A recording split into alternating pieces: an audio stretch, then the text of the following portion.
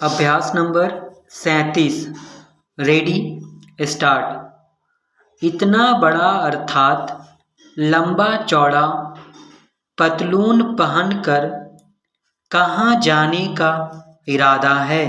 Stop. यह पतलून बड़े होने पर भी ऊंचा है। स्टॉप। एक नाव गंगा जी को पार कर रही थी, पर बीच धारा में पहुँचते ही डूब गई। Full stop. परस्पर न लड़ो। स्टॉप। हम लोगों के अतिरिक्त जो कोई भी इसे देखता है बुरा कहता है। स्टॉप।